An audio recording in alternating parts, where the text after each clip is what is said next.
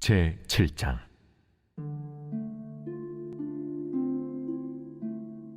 여호와께로부터 예레미야에게 말씀이 임하니라.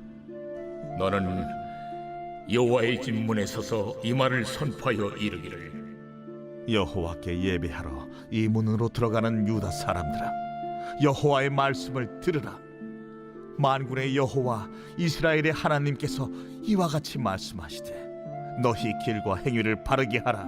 그리하면 내가 너희로 이곳에 살게 하리라. 너희는 이것이 여호와의 성전이라, 여호와의 성전이라, 여호와의 성전이라 하는 거짓말을 믿지 말라. 너희가 만일 길과 행위를 참으로 바르게 하여 이웃들 사이에 정의를 행하며 이방인과 고아와 과부를 압제하지 아니하며 무죄한 자의 피를 이곳에서 흘리지 아니하며 다른 신들 뒤를 따라 화를 자초하지 아니하면 내가 너희를 이곳에 살게 하리니 곧 너희 조상에게 영원 무궁토록 준 땅이니라. 보라, 너희가 무익한 거짓말을 의존하는도다. 너희가 도둑질하며 살인하며 간음하며 거짓 맹세하며 바알에게 분향하며 너희가 알지 못하는 다른 신들을 따르면서 내 이름으로 일컬음을 받는 이 집에 들어와서 내 앞에 서서 말하기를, 우리가 구원을 얻었나이다 하느냐. 이는 모든 가증한 일을 행하려 함이로다. 내 이름으로 일컬음을 받는 이 집이 너희 눈에는 도둑의 소굴로 보이느냐. 보라, 나 곧 내가 그것을 보았노라. 2022년 1월 25일 새벽, 하나님의 말씀은 예레미야 7장 1절부터 11절입니다. 선지자는 성전에 예배하러 들어가는 백성들을 향하여 여호와의 말씀을 들으라고 합니다. 말씀을 들으라고 하는 이유는 하나님이 허락하신 약속의 땅, 조상들에게 영원 무궁토록 주신 땅에서 살게 하시기 위함이었습니다. 3절입니다. 만군의 여호와 이스라엘 하나님께서 이와 같이 말씀하시되, 너희 길과 행위를 바르게 하라. 그리하면 내가 너희로 이곳에 살게 하리라. 아멘. 7절에서도 동일하게 살게 하신다라고 말씀하고 있습니다.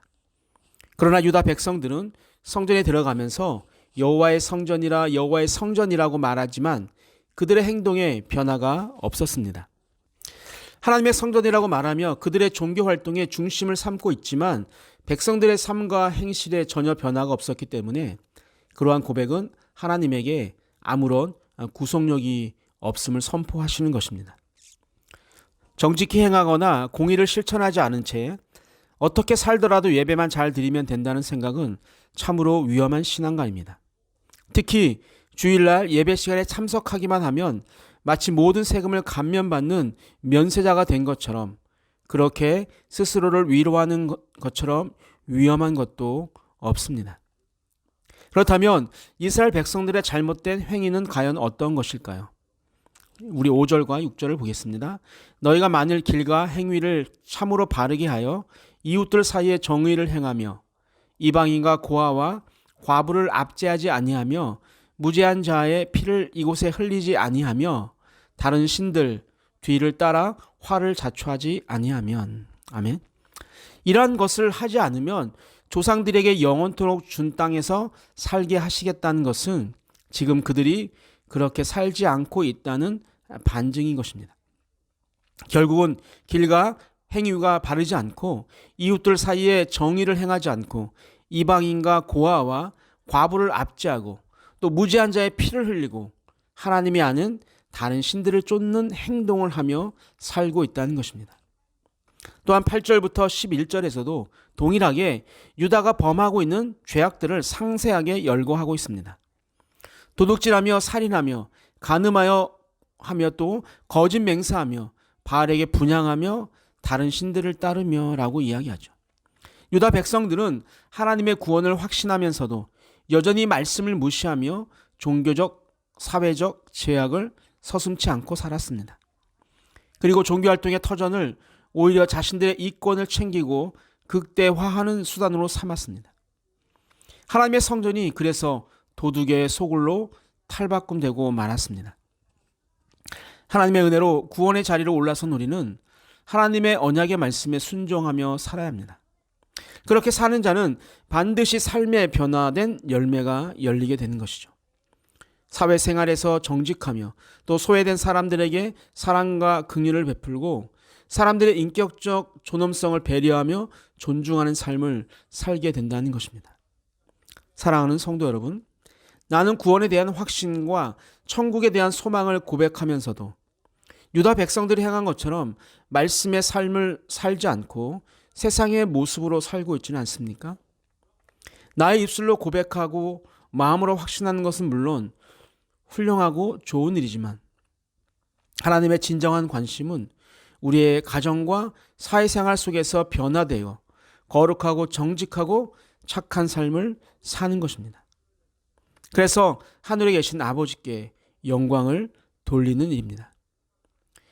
야고보서 2장 26절의 고백처럼 진정한 구원의 고백과 변화된 삶은 서로 함께 존재하는 동전의 양면과 같은 것입니다. 서로 바람직한 균형을 이루어야 하지만 외부적인 고백이나 확신보다는 묵묵히 내적으로 순종하며 수고하고 섬기면서 변화된 열매를 맺는 일이 더욱더 중요합니다. 이것이 개인과 가정 그리고 우리 한국교회 전반의 과제라고 생각합니다. 입술로 고백하고 마음으로 확신하는 것만이 신앙의 전부라고 생각하지 않고 나의 고백에 합당한 삶을 살아가게 되기를 주님의 이름으로 축복합니다. 아멘. 사랑의 하나님 아버지, 우리를 하나님의 자녀로 삼아주심에 감사드립니다. 우리를 자녀 삼아주신 그 은혜를 잊지 않고 하나님이 원하고 바라시는 변화된 삶을 살게 하여 주옵소서.